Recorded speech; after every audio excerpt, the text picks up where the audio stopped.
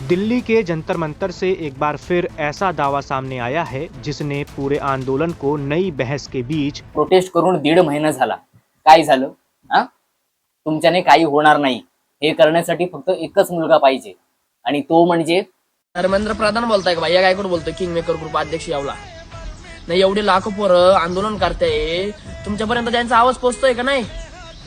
नाही तुम्ही राजीनामा देता का मी येऊ तिकडं? A few moments later. अगदी एक मोठी बातमी आपण बघतोय. धर्मेंद्र प्रधान यांचा अखेर राजीनामा झालाय.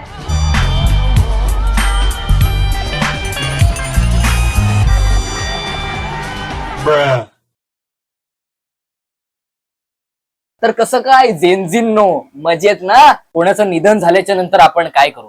4 माणसं आपल्या घरी येतील, त्यांच्यासोबत आपण बोलू, आपलं दुःख शेअर करू, व्यक्त होऊ त्यांच्यासोबत. पण जर ती 4 माणसं नसतील तर काय करणार? काय नाही, कॅमेरा समोर लावायचा, कॅमेराच्या समोर सगळं व्यक्त व्हायचं आणि युट्यूब वरती अपलोड करून टाकायचं. पहिले तर तुझ्या वडिलांना भावपूर्ण श्रद्धांजली. खूप वाईट झालं, पण मी काय म्हणतो, ही दुर्दैवी घटना घडून झाल्याच्या नंतर ती कशी घडली, नेमकं काय झालं, वडिलांना काय करत होते, हे सगळं युट्यूब वरती सांगून लोकांकडून सहानुभूती घेऊन व्ह्यूज मिळवणं हे कितपत योग्य आहे? आणि त्या दिवशी पप्पा सोबत जे झालं मी तुमचं शेअर करतोय की पप्पांचा जीव कसा गेला त्या दिवशी. एक ते व्लॉगर असतात जे त्यांची पर्सनल लाईफ सोशल मीडियावरती कधीच अपलोड करत नाहीत, म्हणजे काय सांगतच नाहीत. आणि हे एक घरगुती नोबडे व्लॉगर आहेत. त्यांचं कंटेंट म्हणजेच घर आहे. ते आहे ना मूवी घरत गणपती, तसं ह्यांचं घरत व्लॉगिंग. मी घरी होतो नॉर्मल, मला सांगता बी येत नाही काय म्हणजे. अरे सांगता येत नाही तर मग कशाला जबरदस्तीने सांगतोय? नको ना करू, काय गरज आहे का? अरे बाबाने तुमची भूक तरी किती? तुम्हाला भस्म्या झालाय का? किती खाल? पहिले तर वैयक्तिक आणि दुःखाचे प्रसंग युट्यूब वरती टाकून जे काही लोकांकडून तुम्ही सहानुभूती मिळवताय ना ते पहिलं बंद करा. आणि हे तर बघायला गेलं ना तर आजकाल ट्रेंडच चाललाय, दुःख दाखवा व्ह्यूज कमवा, दुःख दाखवा व्ह्यूज कमवा. चाय पिया बिस्किट खाओ, चाय पिया बिस्किट खाओ. तर बोलतो मला श्वास घेता येत नाही, म्हणजे बोलत होते सगळं काय बोलत होते पप्पा. नंतर आतमध्ये येऊन बसले. ठीक आहे, असं मी गृहीत धरून चालतो की तू हे जे सगळं पोट तिडकेनं सांगतोय हे सगळं खरंय. तुला व्ह्यूज साठी हे तू नाही करत. तुला असं वाटतं की खरंच हे लोकांना सांगितलं पाहिजे, माझं दुःख व्यक्त झालं पाहिजे त्यांच्यासोबत. पण काय माहितीये, तुझ्या आधीच्या कारकिर्दीत तुझे हनीमून व्लॉग, रोमॅन्टिक व्लॉग बघून विश्वास बसत नाही ना की तू हे सगळं परत व्ह्यूज साठी करतोयस की नाही. कशाला हे सगळं करतोस? चांगलं जीवन जग की.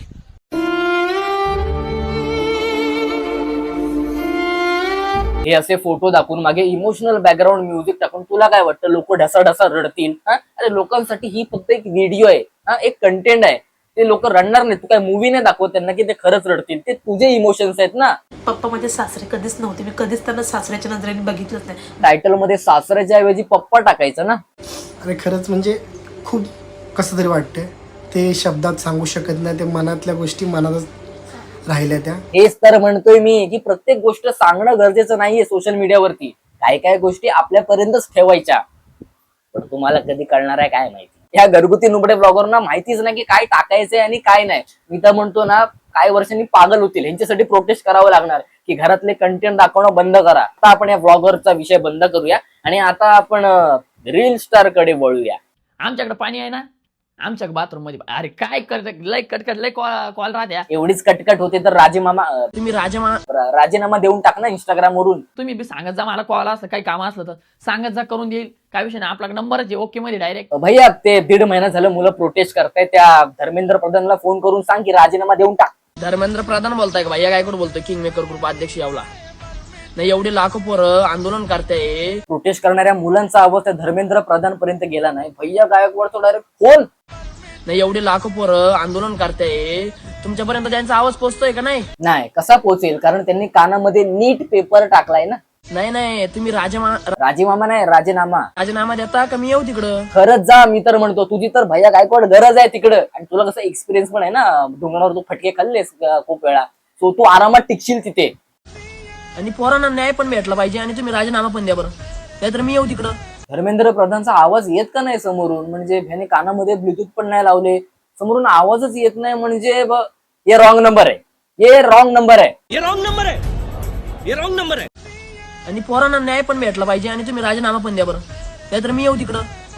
मी आलो थोडा राडा होऊन जाईल बरं का. कशाला भैया शेट, आधीच काही कमी राडा होतोय का? त्यामध्ये तुम्ही अजून जाऊन राडा करताय. तुम्ही एवढं फोन लावण्याचं धाडस केलं, तीच आमच्यासाठी मोठी गोष्ट आहे. आप कहाँ के ज्ञानी बाबा? म्हणजे रिस्टार झालो मी. रिस्टार मी स्वतः म्हणून रिस्टार वाटलो नव्हतो, पण मला नंतर पब्लिक सांगायची. मला एक फडणवीसला कॉल डायरेक्ट फडणवीस हा फेकूचंद खरं बोलतोय की फेकतोय काय माहिती नाही, पण हे जर खरं असेल तर देवा भाऊ तुम्हाला 1 वर्षापूर्वी दुकान टाकलं. दुकान आता नवीन म्हणजे किंगमेकर चहावाला भैया गायकडून किंगमेकर चहावाला. तुझ्यावर ना गुन्हा दाखल केला पाहिजे. माहितीये बाबा, एक तर रिस्टार कपड्याचं दुकान टाकतात, नाही तर चहाचं दुकान टाकतात. काहीतरी नवीन सांग, नव. मला दुकानात बॅनर, माझ्या दुकानाचे जे बॅनर लावायला ते फाडून टाकायचे.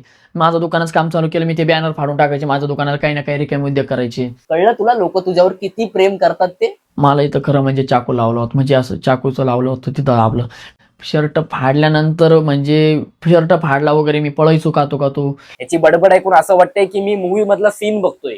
मला इथं खरं म्हणजे चाकू लावलं होतं, म्हणजे असं चाकूचं लावलं होतं तिथं आपलं.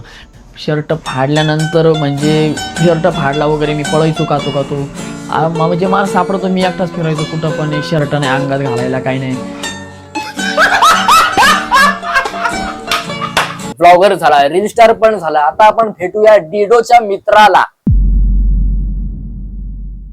एखादी साथ कशी पसरते तशीच साथ आता युट्यूब वरती पसरली. जेलमधून बाहेर आलेल्या रॅपरचे पॉडकास्ट. पण आता बघतोय आपण की खूप जण जेलमधून बाहेर आल्यावर म्हणतात की मी लय भारी हे केलं, आतमध्ये लय खाल्लं पिल्लं. एवढं फिरवून नको बोलू, माहितीये तू कोणाबद्दल बोलतोय नाही का? हे जाऊ नको आपल्याला. केलं आतमध्ये लय खाल्लं पिल्लं. त्यांचा डोक्यात मेंदू नाही, बोच्यात मेंदू आहे भाई. तर तू पण आता जेलमध्ये जाऊन आलाय, सो काय रियालिटी? खरंच तसं असतं का? त्याला काय विचारतोय? तूच जाऊन बघ ना, खरं असतं का? ह्या पॉडकास्ट घेणाऱ्यांना एवढं का जाणून घ्यायचंय काय माहिती की जेलमध्ये काय होतं, कसं होतं काय? अरे तुला काय करायचंय? तुला जेलमध्ये जाऊन पॉडकास्ट घ्यायचाय? म्हणजे जेलच्या भरपूर गोष्टी आहेत. आता ते सांगायला बसलो तर जरा जेव्हा तू आतमध्ये गेलास पहिले 3 महिने जसं सांगतोय तू, सो रुटीन काय असतं तिथलं किंवा काय? अरे भाई तुला काय एक्साइटमेंट आहे? कशाला जाणून घ्यायचंय तुला डेली रुटीन का फुटीन? एवढं जर तुला जाणून घ्यायचंय ना, जा पुचक्या. सो रुटीन काय असतं तिथलं किंवा काय? रुटीन म्हणजे कसं, आता सकाळी 7 वाजता 6 वाजता उठवतात, 7 वाजता राष्ट्रगीत असतं, थांबावं लागतं सगळ्यांना. 7 ला ओपनिंग होते, बाहेर सोडतात. 8 वाजेपर्यंत नाश्ता वगैरे येतो. त्या 1 तासामध्ये आपण आंघोळ वगैरे करून घ्यायची. आंघोळ काय असेल ते सगळं आपलं आवरून घ्यायचं.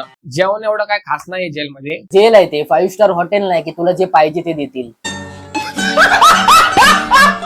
माणसाला मानसिक त्रास झाला पाहिजे तिथं.